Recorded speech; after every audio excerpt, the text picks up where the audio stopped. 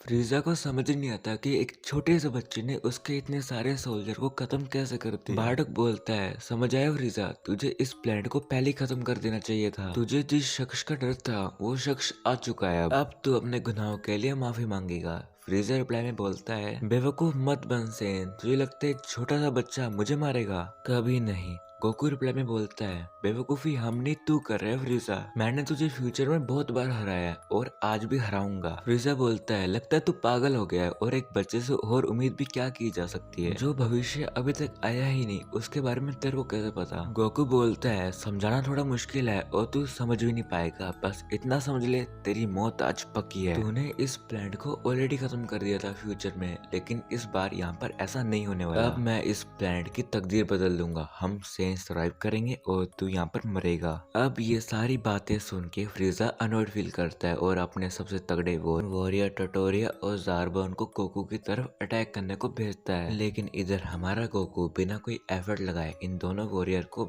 Knockout कर देता है। अब वो ऊपर से नीचे गिर रहे थे और प्लेनेट के लोग ये सारा का सारा नजारा देख रहे थे। वो बात करते कि कौन इतना पावरफुल हो सकता है जो टटोरिया और ज़ारबॉन को हरा दे। ये जो कोई भी है, क्या ये शख्स हमें फ्रीजा से बचा सकता है? क्या ये उनका सेवियर है? अब फ्रीजा ये सीन देख के स्टन हो जाता है और सोचता है कि इसने ऐसा कैसे किया। अब लगता है कि मुझे इसे खत्म करना होगा, मानना पड़ेगा, इस छोटे से बच्चे में बहुत ज्यादा पावर है। देन फ्रीजा ये बोल के अपनी पावर अप करता है और अपनी नॉर्मल वाली स्टेज में आ जाता है। गोकू बोलता है, मुझे इसी का इंतजार था। देन गोकू ये बोल के अपनी सुपर सैयन वाली फॉर्म में ट्रांसफॉर्म होता है। फ्रीजा ने पहली बार किसी सैयन को ऐसा करते हुए देखा था। फ्रीजा अपने मन में सोचता है, क्या ये फॉर्म लेजेंडरी सुपर सैयन है? गोकू बोलता है, तेरे चेहरे पे ये डर मेरे को बहुत अच्छा लगता है। वैसे कभी सोचा नहीं होगा ना, जिस सैयन को तू कीड़ा मकोड़ा समझता था, आज उन्हीं की वजह से तेरी रूह कांपेगी। फ्रीजा के लिए सब कुछ एक नाइटमेयर से कम नहीं था, उसके बाद बैटल करने के अलावा कोई और ऑप्शन भी नहीं था। देन फ्रीजा एक की ब्लास्ट करता है गोकू की तरफ, लेकिन गोकू आराम से उसको डॉज कर लेता है। फ्रीजा गोकू की तरफ अटैक करने जाता है, लेकिन गोकू अपनी जगह से गायब होता है। फ्रीजा मुड़ के देखता है अपने पीछे एंड उधर गोकू होता है फ्रीजा के पीछे, वो अपनी कामेहामेहा की वेव चार्ज कर रहा होता है। देन गोकू फाइनली कामेहामेहा को फ्रीजा की तरफ शूट करता है और फ्रीजा मर जाता है। उधर प्लेनेट वेजिटा का एक सेन किंग वेजिटा को इन्फॉर्म करके बताता है कि फ्रीजा मर गया है, एक सेन ने उसको मार दिया। किंग वेजिटा ये सुन के स्टन हो जाते हैं। वो बोलते हैं, क्या किसी सेन ने फ्रीजा को खत्म कर दिया? जल्दी उस सेन को मेरी तरफ लेकर आओ। बार्डोक और गोकू किंग वेजिटा के सामने जाते हैं। बार्डोक बोलता है, आपने हमें बुलाया था? किंग वेजिटा बोलते हैं, क्या ये बात सच है? क्या फ्रीजा मर गया है? बार्डोक कहता है, हाँ बिल्कुल, अब हम आजाद हैं। किंग वेजिटा को तो यकीन ही नहीं आता। वो बोलता है, कैसे? तूने कैसे किया ऐसा बार्डोक? बार्डोक बोलता है, ये मैंने नहीं, मेरे बेटे कैकरोड ने किया है। क्या?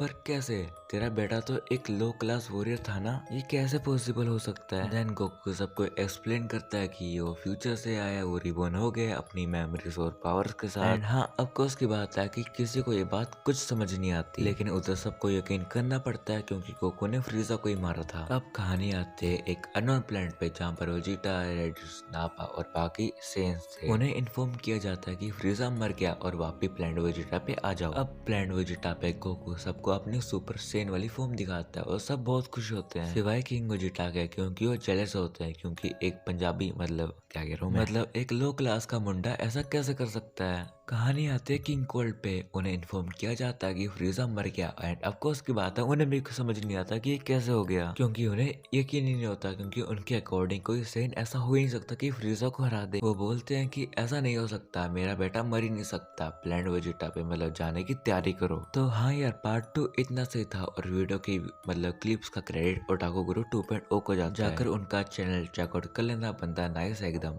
तो हाँ, वीडियो को लाइक भी कर देना और चैनल को सब्सक्राइब भी कर देना। पार्ट 3 के लिए कमेंट कर दो, मैं जल्दी ही लेकर आऊंगा और बाय बाय।